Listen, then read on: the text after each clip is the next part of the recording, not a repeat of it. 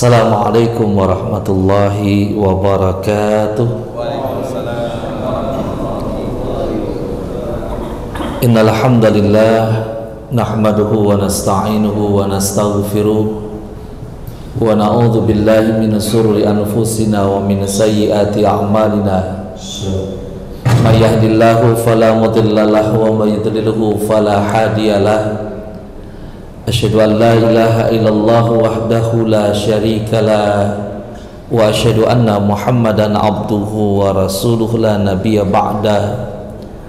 Allahumma salli wa sallim ala sayyidina Muhammad wa ala alihi wa sahbihi ajma'in, amma ba'd. Faqad qala Allah ta'ala fi kitabihil aziz, a'udzu billahi minasyaitonir rajim. Wa qada rabbuka alla ta'budu illa iyyahu wa bil walidaini ihsana imma yablughanna indakal kibara ahaduhuma aw kilahuma fala taqul lahumā uffin wa la tanharhumā wa qul lahumā qawlan karīmah. Wa qala Rasulullah sallallahu alaihi wasallam, idza mata ibnu adama in qata'a amaluhu ila min salasin sadaqatin jariyatin aw ilmin yuntafa'u bihi aw waladin salihin yad'ulah. Sadaqallah wa sadaqa Rasulullah sallallahu alaihi wasallam. Yang saya hormati para alim ulama, para asatiz, yang saya hormati pengurus Masjid Al-Hakim, rekan-rekan dari lembaga Amil Zakat Al-Azhar, bapak-bapak, ibu-ibu haji, dan bapak-bapak, ibu-ibu calon haji, yang insya Allah kita semuanya dimuliakan dan dirahmati oleh Allah Subhanahu wa Ta'ala. Pertama-tama marilah kita panjatkan puja dan puji kita kehadirat Allah Subhanahu wa Ta'ala. Pada kesempatan siang hari ini Allah masih memberikan berbagai macam nikmat kepada kita, baik nikmat iman, nikmat Islam, nikmat sehat walafiat. Diringankan langkah kaki kita, digerakkan hati kita bersama, dipilih kita oleh Allah Subhanahu wa Ta'ala menjadi hamba-hambanya yang mau melaksanakan sholat zuhur secara berjamaah. Semoga keikhlasan kita, langkah kaki kita yang kita langkahkan ke masjid ini mendapatkan balasan pahala dari Allah Subhanahu wa Ta'ala. Salawat beriring salam semoga senantiasa tercurahkan pada junjungan kita baginda Rasulullah Muhammad sallallahu alaihi wasallam serta sahabat, keluarga, dan para pengikutnya yang senantiasa setia hingga akhir zaman nanti. Bapak-bapak, ibu-ibu, hadirin dan hadirah yang dimuliakan oleh Allah Subhanahu wa Ta'ala, ada sebuah kisah di dalam kitab Tarbiyatul Aulad fil Islam yang dikarang oleh Dr. Abdullah Nasiulwan. Di dalam kitab itu dijelaskan bahwa di zaman Umar bin Khattab ada seorang ayah yang melaporkan perihal anaknya kepada beliau.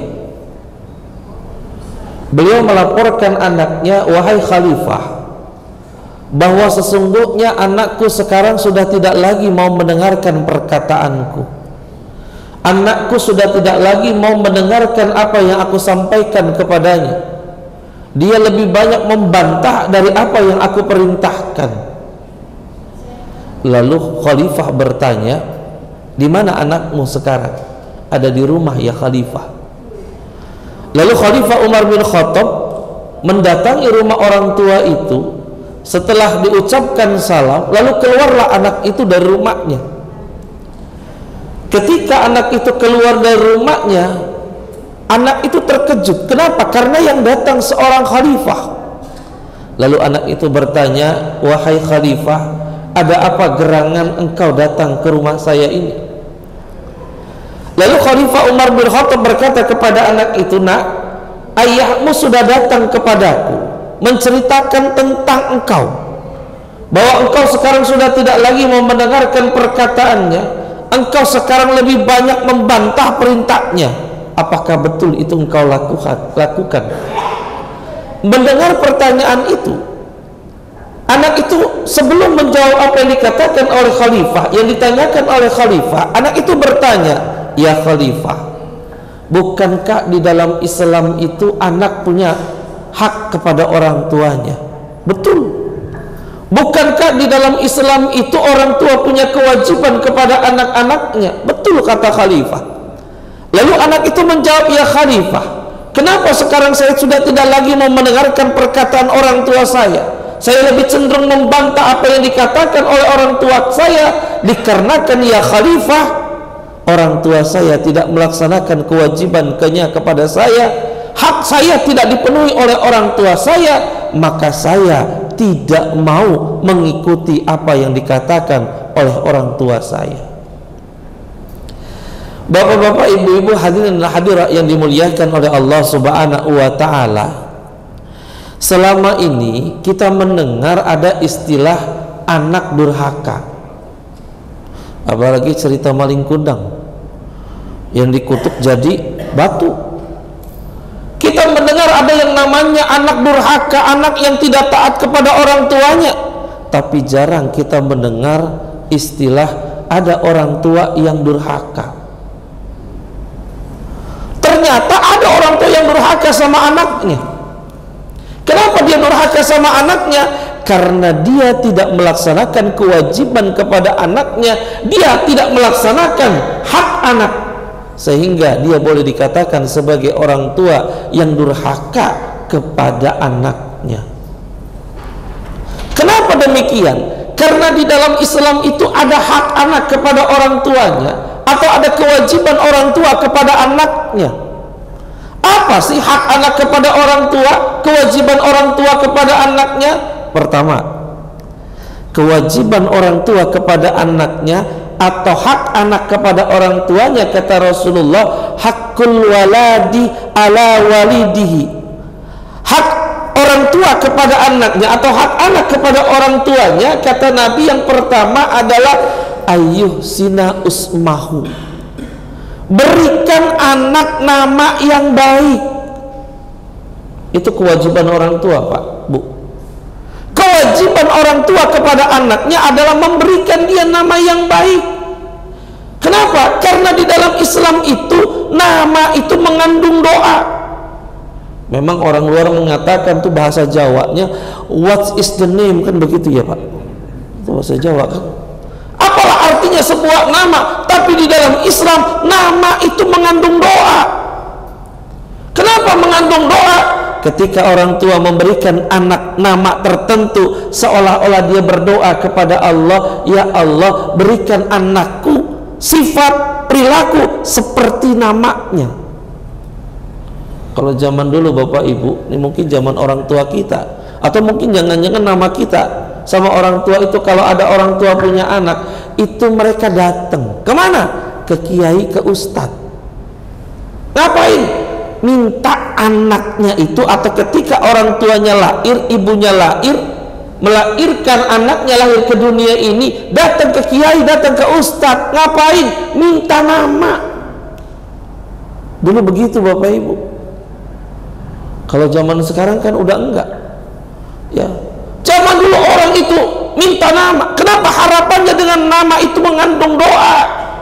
Maka ketika ada orang tua itu punya anak, lalu dikasih nama, siapa nama anaknya? Abdurrahman. Orang tua berdoa kepada anaknya, mudah-mudahan anaknya ini menjadi hamba yang pengasih, atau Abdurrahim menjadi hamba yang penyayang. Harapannya begitu.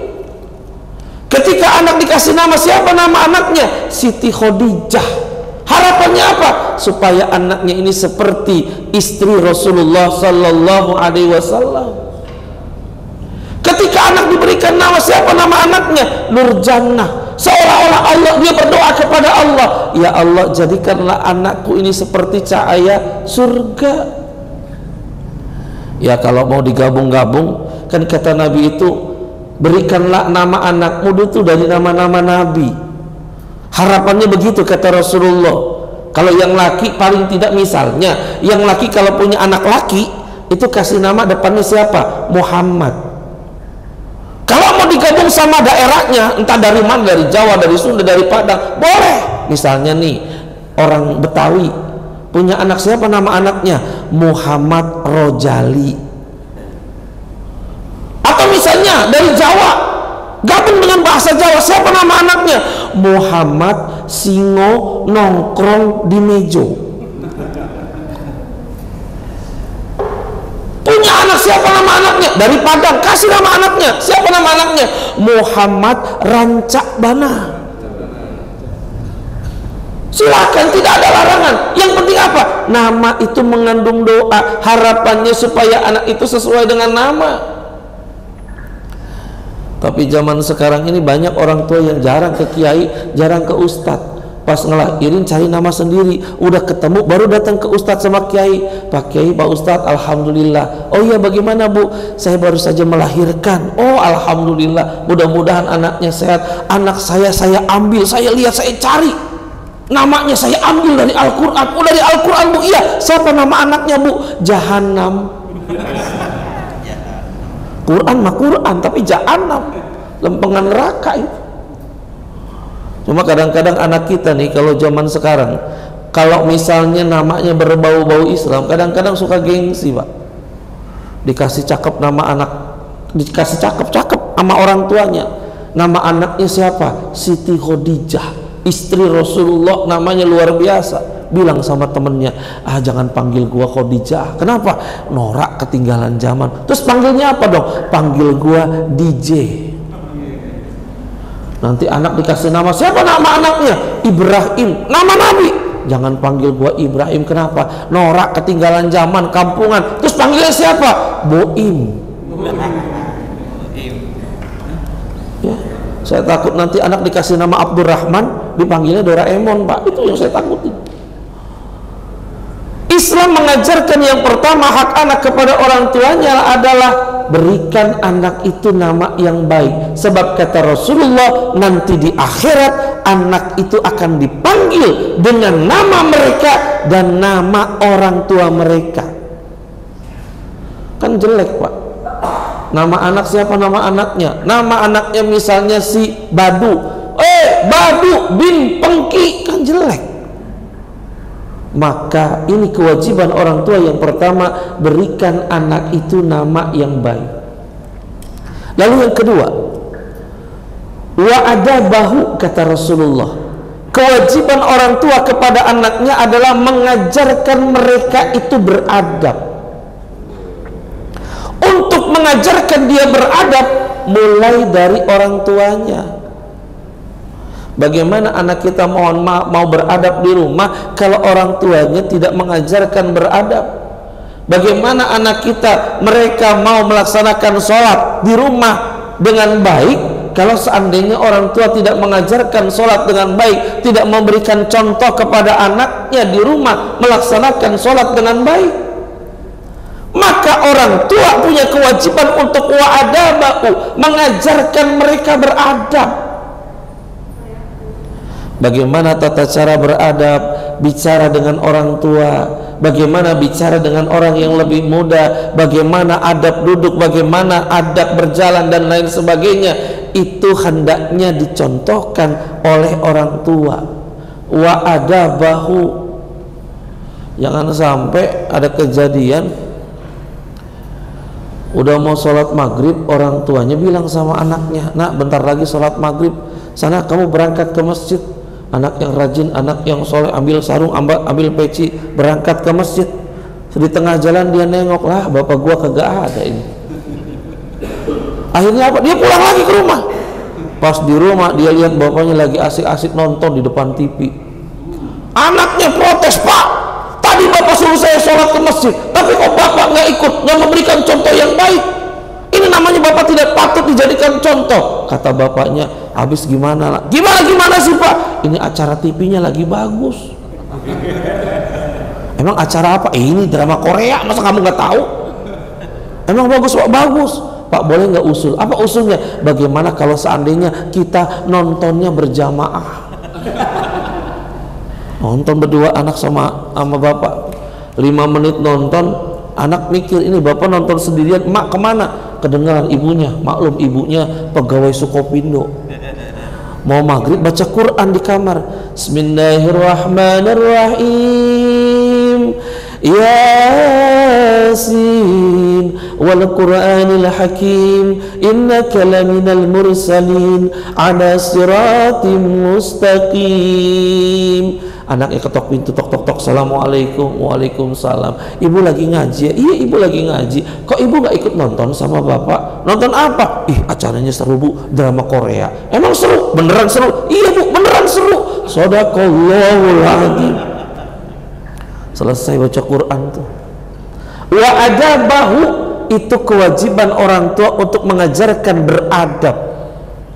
Mohon maaf, bagaimana anak mau sholat subuh kalau orang tuanya juga nggak sholat subuh?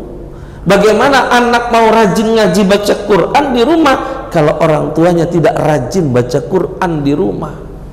Maka kewajiban yang kedua, kata Rasulullah, ajarkan mereka beradab.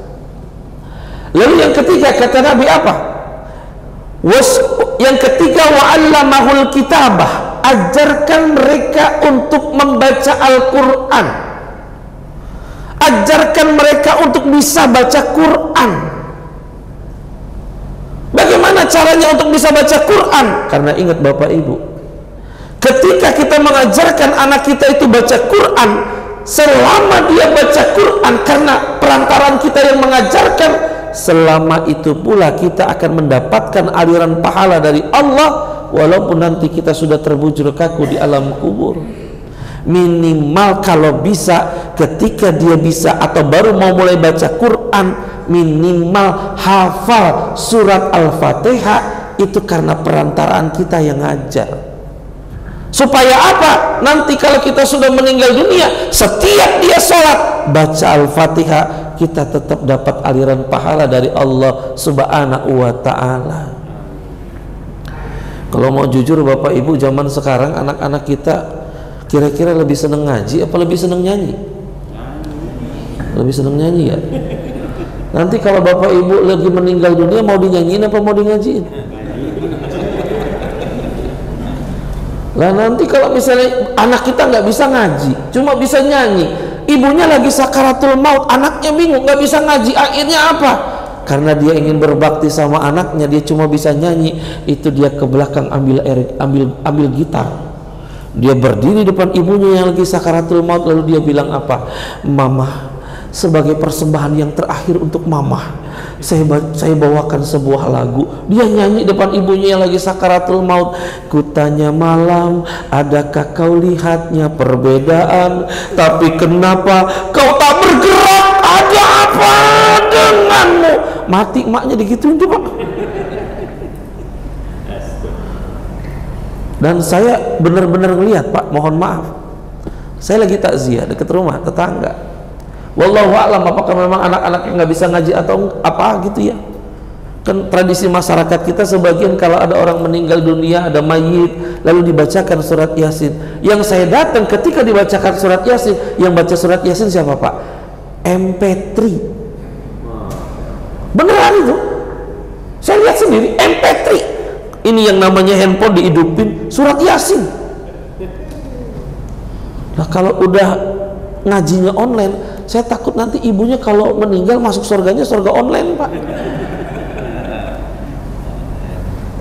Makanya ajarkan mereka itu berada, ajarkan mereka untuk bisa baca Quran. Kita prihatin Bapak Ibu, kalau mau dibandingkan dengan zaman kita masih kecil dulu atau zaman orang tua kita dulu, sekitar 50, 60, 70 tahun yang lalu, dulu habis maghrib hampir setiap rumah terdengar lantunan ayat suci Al-Quran. Dulu orang habis maghrib itu semuanya hampir baca Quran. Yang anak remaja putra, remaja putri, anak-anak putra, anak-anak putri, mereka berangkat ke masjid, ke musola, ke surau, ke langgar. Ngapain? Ngaji.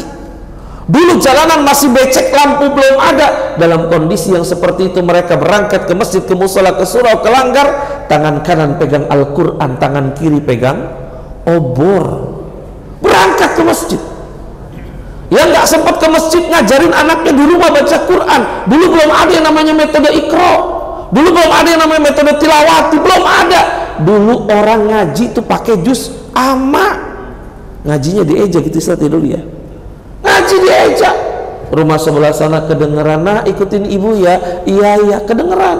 Mim patama tapatata lam do malu matalu. Dulu begitu Pak. Kalau sebelah sana ada lagi jim kasroji dal patada tak mati lam do malu jidat lu. Zaman dulu begitu habis maghrib. Nanti yang sebelah sana ada nenek-nenek ngapalin sifat 20.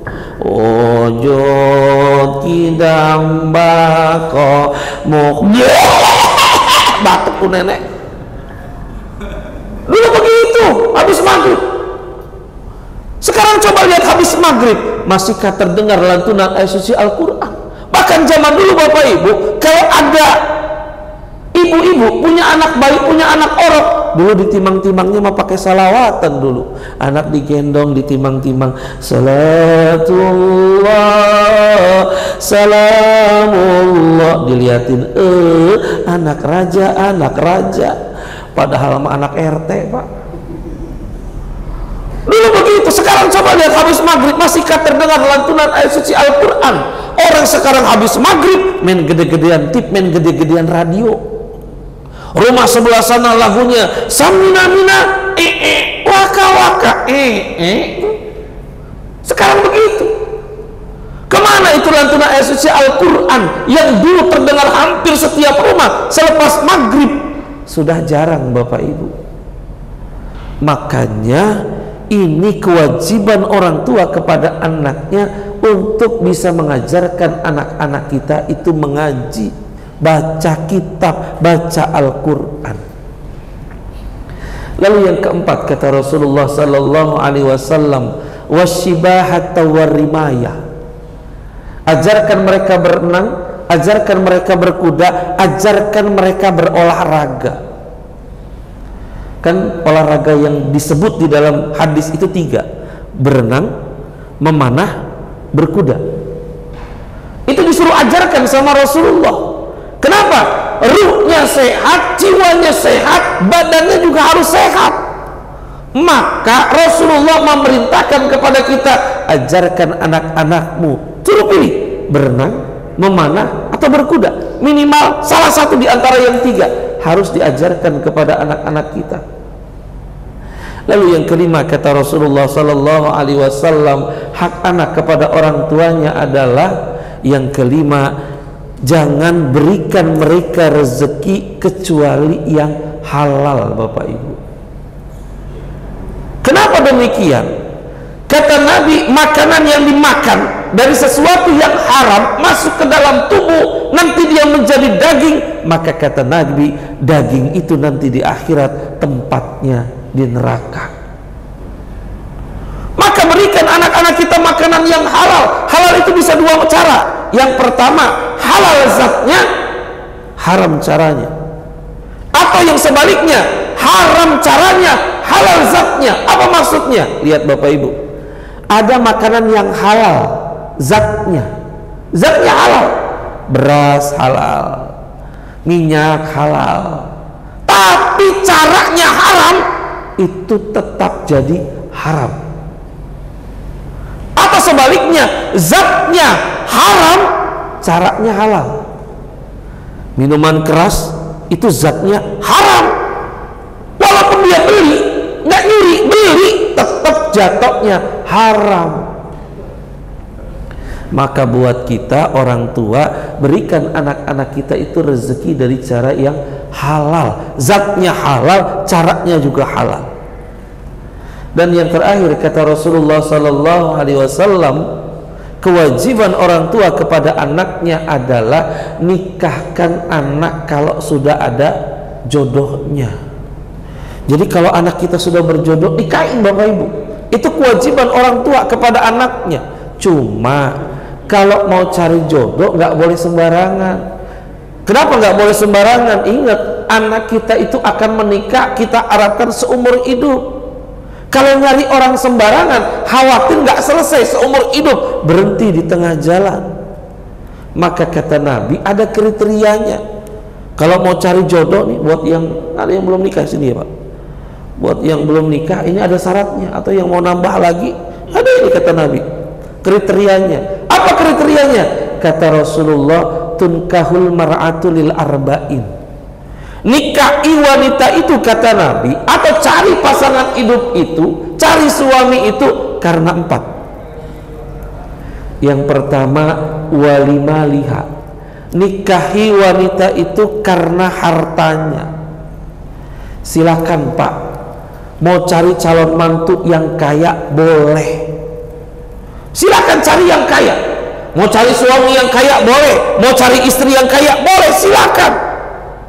Ya nggak usah terlalu kaya lah, minimal depositonya 3 miliar, tanah 70 hektar udah cukup Pak. Ya. Tapi ingat, kekayaan di dalam membina kehidupan rumah tangga, harta itu betul kita butuh dalam kehidupan rumah tangga. Tapi ingat, harta bukan jaminan kebahagiaan rumah tangga. Maka walaupun diperbolehkan, tapi jangan diprioritaskan. Cari yang kaya, boleh Pak, Bu. Lalu yang kedua, kata Rasulullah sallallahu alaihi wasallam, walimaliha.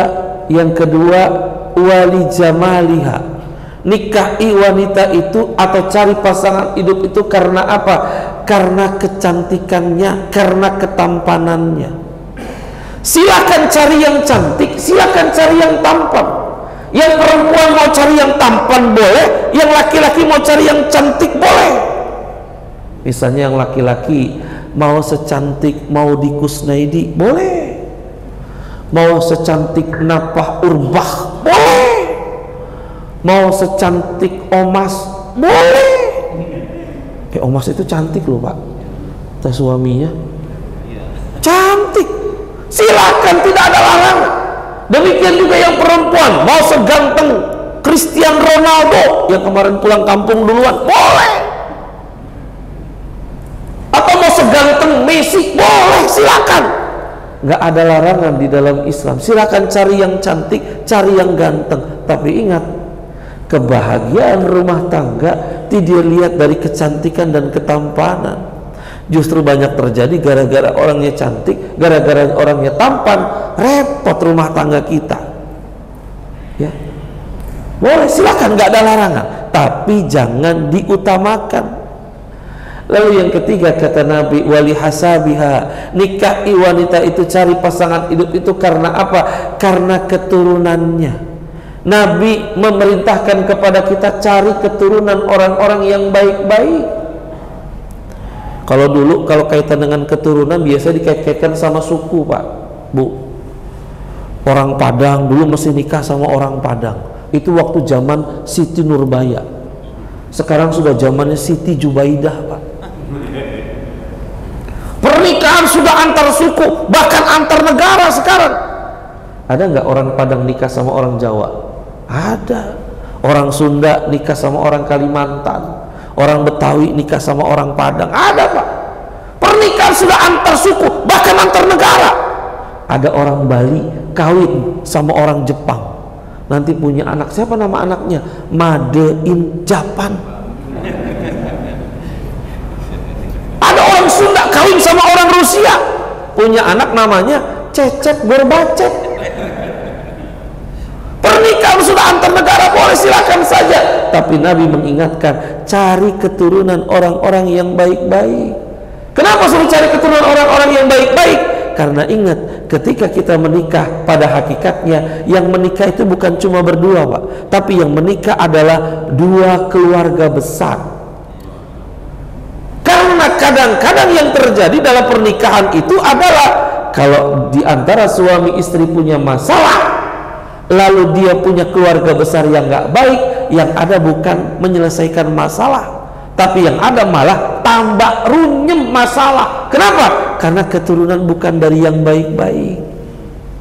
Tapi kalau keturunannya baik-baik, kita punya masalah nih suami istri berdua, malah mereka memberikan solusi, mereka memberikan jalan keluar terhadap permasalahan kita. Cari keturunan orang-orang yang baik-baik, kata Nabi. Lalu yang keempat, kata Nabi, kriterianya apa? Walidiniha. Nikahi wanita itu, cari pasangan hidup itu karena apa? Karena agamanya, Lalu Nabi melanjutkan, fazfar bizatid din, utamakan agamanya, taribat yadaka, niscaya kamu akan bahagia. Itu janji dari Nabi. Kalau kau utamakan agamanya ketika menikah, niscaya kamu akan bahagia, Pak. Itu jaminan dari Rasulullah. Enak, Pak, kalau punya istri soleha. Pagi-pagi kita belum bangun, istri sudah bangun, sudah siap-siap, sudah cantik, sudah dandan, sudah rapi. Lalu kita bangun, sholat subuh, mandi, berpakaian sebelum kita berangkat ke kantor. Lalu kita sudah disiapkan tuh sarapan pagi, entah nasi goreng, entah telur dadar, entah nasi uduk. Sudah selesai sarapan, lalu kita mau berangkat kerja ke kantor. Kita pamit sama istri kita bilang apa? Mama. Dijawab sama istri kita, ada apa Papa? Mah, apa Pak? Papa berangkat dulu ya Mah. Iya Pak. Pak, apa Mah? Titi DJ Pak. Apa itu Titi DJ? Hati-hati di jalan. Dicium tangan kita. Assalamualaikum Mama. Waalaikumsalam Papa. Kita berangkat kerja ke kantor, istri di rumah atau di tempat kerjanya sholat duha, berdoa, ya Allah berikan rezeki yang halal, yang baik, yang berkah, yang banyak buat suamiku ya Allah. Nanti sore-sore suaminya mau pulang kerja, istri sudah cantik, sudah dandan, sudah rapi, pas diketok pintu, tok tok tok, assalamualaikum. Waalaikumsalam. Oh kakanda telah tiba. Dicium lagi tangannya. Lalu ditanya, gimana Pak tadi di kantor? Alhamdulillah mah baik-baik saja. Tuh kalau istri soleha kayak begitu Pak. Ini jangan kayak istri di daerah Bojongkenyot. Suaminya mau berangkat kerja ke kantor, mau cari uang ke pasar, istri masih ngulet di tempat tidur. Suaminya bilang, mak berangkat dulu aja dulu. Wah, apa gede banget. Udah kayak begitu nanti nyambut kedatangan suami, bukannya cantik, bukannya dandan, bukannya rapi, nyambut kedatangan suami habis betulin kompor. Udah gitu pakai dasternya robek, dipenitiin lagi. Suaminya datang dari kantor, ketok pintu, tok tok tok, assalamualaikum. Waalaikumsalam. Pas dibuka pintunya, suaminya bengong. Wow, kata suami, lah ini burung celepuk siapa? Itu istrinya cemong semuanya. Istri dari pagi nggak ketemu sama suami, main peluk aja, suamiku, istriku. Pas dipeluk Pak, itu penitinya lepas, nuncep ke suaminya itu. Tuh, kalau punya istri soleha luar biasa Pak. Makanya bapak-bapak kalau punya istri udah cantik, keturunan orang-orang baik-baik, kaya, soleha, masya Allah. Kalau punya istri kayak begitu Pak, kalau belum mati jangan dikuburin. Beneran Pak. Tuh, ini kewajiban orang tua kepada anaknya. Maka ketika orang tua sudah punya kewajiban kepada anaknya lalu melaksanakan, ingat, anak punya kewajiban juga kepada orang tuanya. Di dalam Al-Quran itu Allah katakan, wa qadha rabbuka alla ta'budu illa iyyahu wa bil walidaini ihsana. Dan Tuhanmu telah memerintahkan supaya kamu tidak menyembah selain daripada Dia, dan berbuat baiklah kepada kedua orang tuamu. Lalu Allah lanjutkan, imma yablughanna indakal kibara ahaduhuma aw kilahuma fala taqul lahumu uffin. Apabila dua-duanya atau salah satunya dalam pemeliharaan kamu sudah berusia lanjut, maka kata Allah, fala taqul lahumu uffin, jangan sekali-kali kamu mengatakan perkataan Disuruh sama orang tua kita, disuruh sama orang tua kita, ada perasaan di dalam hati kesal, itu bagian daripada dosanya anak sama orang tua. Fala taqul lahumu uffin, jangan sekali-kali mengatakan wala tanharhuma, kata Allah, jangan membentak. Wa qul lahuma qaulan karima, berucaplah, berkatalah dengan mereka dengan perkataan-perkataan yang mulia, dengan perkataan-perkataan yang baik. Kadang-kadang mohon maaf Bapak Ibu, kita suka lupa antara kacang dengan kulit, lupa kacang sama kulitnya. Kita bisa menjadi seperti ini gara-gara siapa? Siapa yang melahirkan, siapa yang mengandung, siapa yang berjuang ketika melahirkan antara hidup dan mati, meneteskan darah. Itu ibu kita kalau disuruh milih sama Allah, ketika berjuang menghadapi yang namanya kelahiran, pada saat itu melahirkan, kalau disuruh pilih, hai ibu, kalau kau suruh pilih apakah engkau yang hidup atau anakmu yang hidup, ibu kita akan bilang, ya Allah, biar anakku saja yang hidup, jangan aku, biar anakku saja, biar dia bisa menikmati dunia ini. Bagaimana yang namanya seorang ibu, kita mungkin sudah lupa. Di tengah malam ketika kita masih bayi, ketika kita masih kecil, di tengah malam dia sedang asik-asiknya tertidur, sedang tidur malam, tiba-tiba kita menangis karena mungkin kita buang air. Ibu kita dengan ikhlasnya bangun, lalu membersihkan kita terlebih dahulu, menidurkan kita terlebih dahulu, lalu setelah itu barulah dia tidur.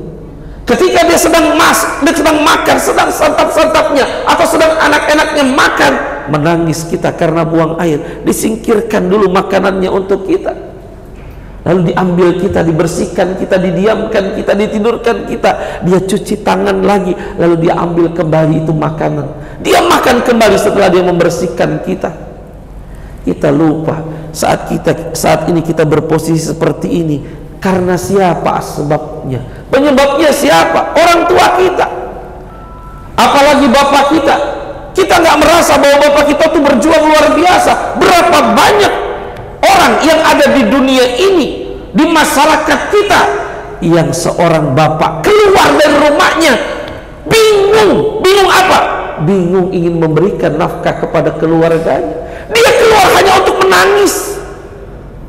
Kenapa menangis? Khawatir keluarganya tidak bisa makan. Dia hanya untuk itu yang dia bisa lakukan. Dia sudah berupaya semaksimal mungkin, tapi mungkin Allah menakdirkan belum mendapatkan rezeki, keluar dari rumahnya menangis. Bagaimana cara memikirkan anak-anaknya, istrinya agar mendapatkan makanan yang cukup dalam hidupnya.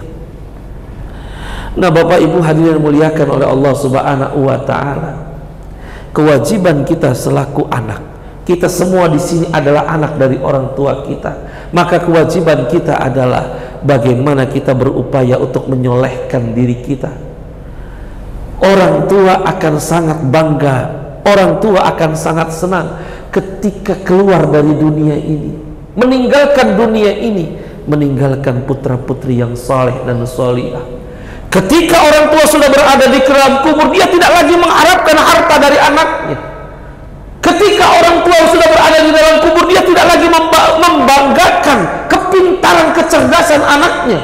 Tapi ketika orang tua sudah berada di dalam kubur, kata Nabi, awwaladin sholihin yad'ulah, anak yang soleh yang senantiasa mendoakan orang tuanya, itulah yang akan menjadi harapan orang tua berada di dalam kubur ketika orang tuanya sudah tidak ada lagi di dunia ini. Alangkah nikmatnya Bapak Ibu kalau seandainya kita memiliki putra-putri yang soleh dan solihah, ketika ibunya sedang menghadapi sakaratul maut, lalu anak-anaknya yang berada di sekolah dipanggil pulang, yang di pesantren dipanggil pulang, yang SD dipanggil pulang, mereka masuk dengan lindangan air mata, masuk ke dalam kamar mama yang disayangi, ibu yang dicintainya.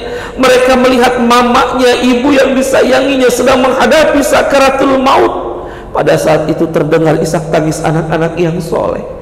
Lalu mereka, anak-anak yang soleh, mereka akan tahu apa yang akan mereka kerjakan. Yang besar ke belakang ambil air wudu, ambil Al-Quran, lalu dia baca, innal ladzina qalu rabbuna Allah thumma istaqamu tatanazzalu alaihimul malaikah alla takhafu wa la tahzanu wa absiru bil jannati allati kuntum tu'adun.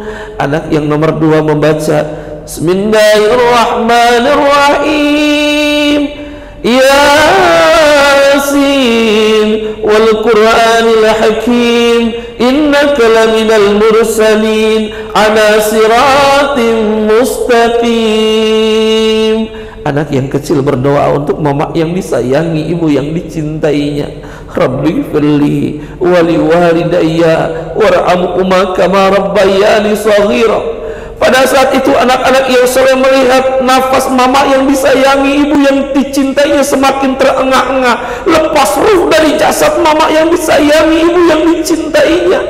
Pada saat itu terdengar isak tangis anak-anak yang soleh semakin keras.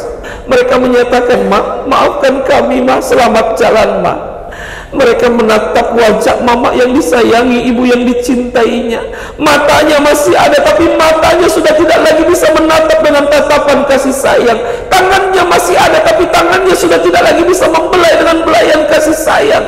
Pada saat itu terasa betul perpisahan antara anak-anak yang soleh dengan mama yang disayangi, ibu yang dicintainya. Lalu anak-anak yang soleh perlahan-lahan mengangkat jenazah mama yang disayangi, ibu yang dicintainya untuk mereka mandikan. Mereka letakkan di atas pemandian.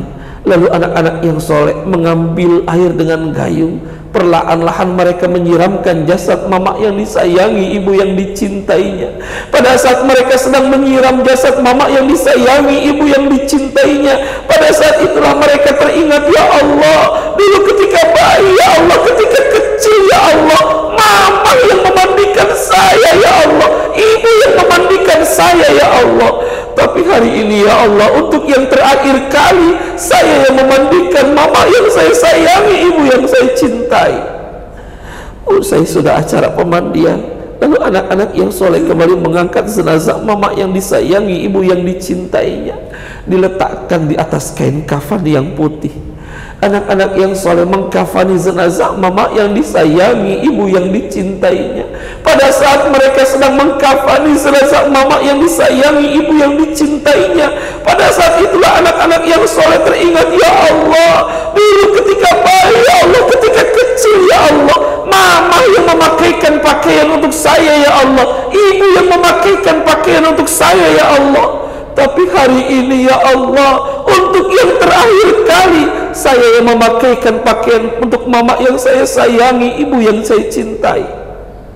Lalu perlahan-lahan sudah selesai dikafani jenazah mama yang disayangi, ibu yang dicintai, diletakkan di atas keranda mayat, ditutup keranda mayat itu.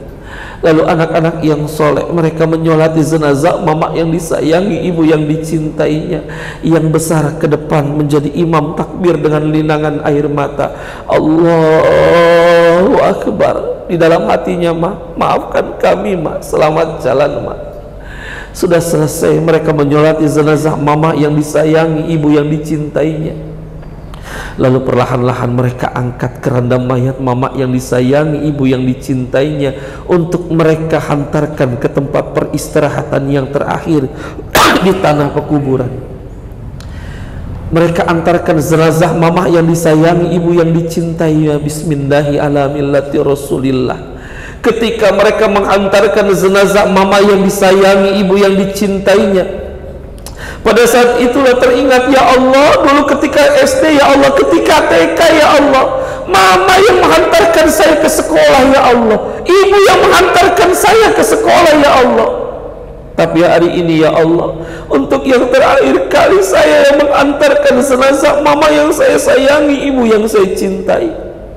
Sesampainya di tanah pekuburan, anak-anak yang soleh mereka turun ke dalam kubur. Lalu keranda mayat dibuka. Perlahan-lahan jenazah mama yang sudah berbalutkan kain kafan diletakkan di dalam liang lahat. Sebelum mereka letakkan di dalam liang lahat, perlahan-lahan oleh anak-anak yang soleh, mama digendong terlebih dahulu. Pada saat mereka sedang menggendong jenazah mama yang disayangi sebelum diletakkan di dalam liang lahat, teringat oleh mereka, ya Allah, dulu ketika bayi, ya Allah, ketika kecil, ya Allah, mama yang menimang-nimang saya, ya Allah, ibu yang menggendong saya, ya Allah. Hari ini, ya Allah, untuk yang terakhir kali saya yang menggendong jenazah mama yang saya sayangi, ibu yang saya cintai, diletakkan di dalam liang lahat, ditutup dengan papan, ditimbun dengan tanah. Terasa betul perpisahan antara anak-anak yang soleh dengan mama yang disayangi, ibu yang dicintainya. Usai sudah acara penguburan, lalu anak-anak yang soleh duduk bersimpuh di kubur mama yang disayangi, ibu yang dicintai. Kembali mereka menengadahkan tangan berdoa kepada Allah, Rabbighfirli wali walidayya warhamhuma kama rabbayani shaghira, sambil menatap batu nisan mama yang disayangi, ibu yang dicintai.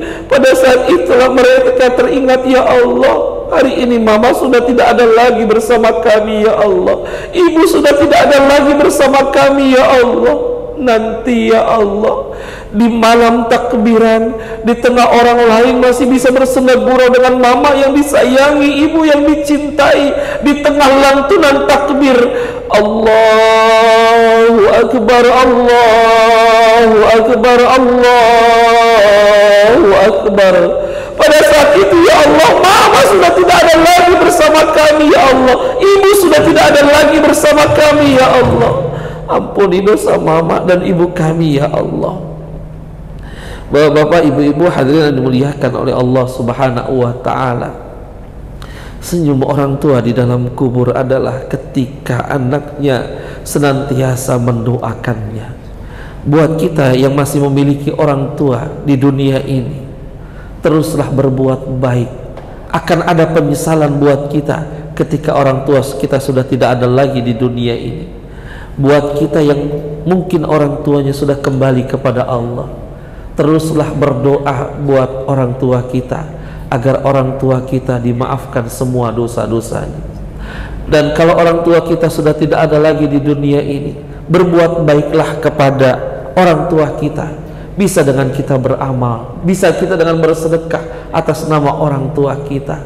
Dan harapan kita adalah ketika nanti di akhirat kita dikumpulkan lagi oleh orang tua kita oleh Allah Subhanahu wa ta'ala di surganya kelak. Bapak-bapak, ibu-ibu hadirin yang dimuliakan oleh Allah Subhanahu wa ta'ala, ini sekedar untuk mengingatkan kepada kita semuanya, kita tidak ada apa-apanya tanpa orang tua kita. Perjuangan orang tua kita luar biasa, tidak bisa dibalas dengan apapun. Maka teruslah berdoa, teruslah berbuat baik kepada orang tua kita. Mudah-mudahan perbuatan baik kita kepada orang tua kita insya Allah mendapatkan pahala dari Allah, dan Allah Subhanahu wa ta'ala senantiasa menyayangi orang tua kita, memaafkan segala dosa orang tua kita, dan memberikan tempat yang terbaik di sisi Allah Subhanahu wa ta'ala. Baik Bapak Ibu yang dimuliakan oleh Allah, ini saja sampaikan, mudah-mudahan ada manfaatnya. Yang benar datang dari Allah, yang salah dari saya sendiri. Wabillahi taufik wal hidayah. Assalamualaikum warahmatullahi wabarakatuh. Waalaikumsalam warahmatullahi wabarakatuh.